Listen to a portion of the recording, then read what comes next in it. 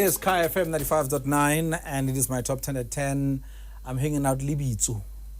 That is Emmanuel and Emmanuel. So you might as well just call this show Emmanuel and Emmanuel for today.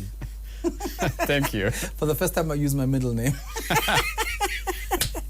Dr. Emmanuel Taban, good morning. Morning, how are you? I am good. How are you doing? Thank you, I'm doing well. Thanks for inviting me. We are on Kaya TV as well, so if you want to tune in and watch us live, please go ahead and do that. This is the man that when I watched Carte Blanche, actually my wife is the reason you're sitting in front of me today. Wow. Thank you. She said, you have to speak to this man. I'm like, okay. And she started doing the chasing and she got me the contacts and all. And thank you so much for indulging me and being here. Yeah. Thank you very much. The journey has been spoken about, and I think to a large extent, Carte Blanche has given up a very beautiful synopsis of who Dr. Emmanuel Taban is. So today we're just going to basically just fill in the gaps. Have you accepted that you are all alone? Previously, yes. Now, no. Because now I have a wife, have kids. Yes. And I don't think that I'm alone. And I also have a lot of support from my colleagues, professionals, and from my country and also from South Africa. So I'm no longer alone. Yes. But during my journey, yes, I was alone. Do you look at your journey? How many days did it take you to get to South Africa from the moment you decided to leave your uncle's house? I think it was total almost 5 months. 5 months? Yeah, from April, from May until, 4 months, Do you sometimes reflect, look back, where it all started, the hurdles along the way, to where you are now? Pinch yourself, punch the air, sing, I don't know, what? Do you do that? Yes, I do that if I'm alone, driving. You are all alone. Exactly. And that's normally my moment. And I always say to people that my first degree I got was on the street throughout my journey because it taught me quite a lot. And one of the things that it taught me is not to accept things that what people tell you. You know, because I think in Africa, we've been fed with a lot of lies about our economical situations, about the poverty.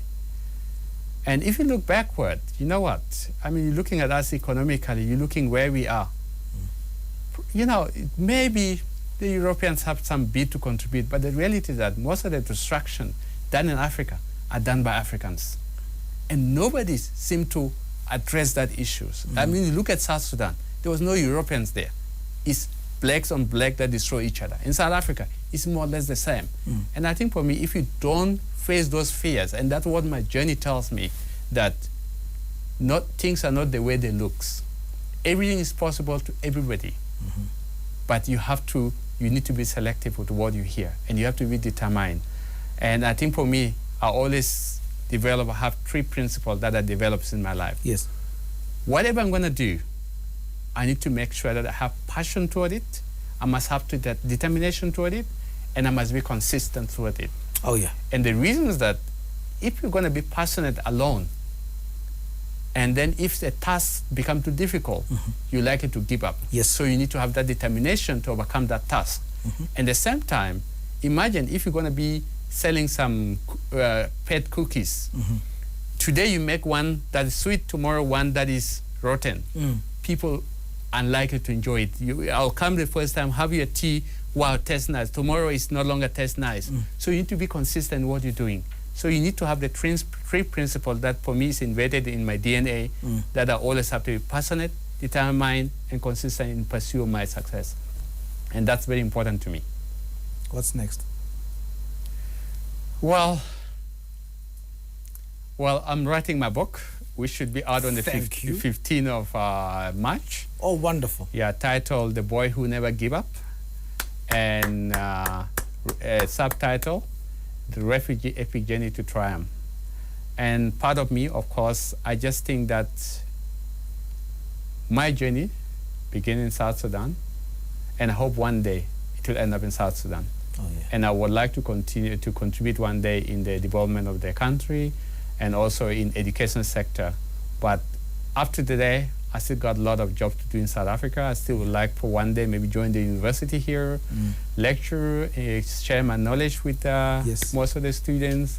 And, you know, because I think we lack role model. Yes. And since Carte Blanche came out, I just saw that most of the students from Medunsa, especially where we went, I mean, you know the politics in South Africa. Yes. If you're from Medunsa, Black University, you're not good enough. Everything that you do is always treated with suspicion. And I hope that will change now that at the end of the day, we read the same textbook. Let's not judge people because of our color. Judge people because of their abilities. That's for me the most important thing. Dr. Emmanuel Taban, I have no words, but just to say thank you.